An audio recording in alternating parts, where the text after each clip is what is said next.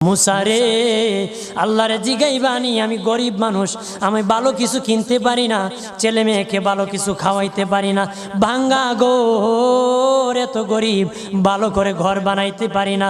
আল্লাহরে জিগাইবানি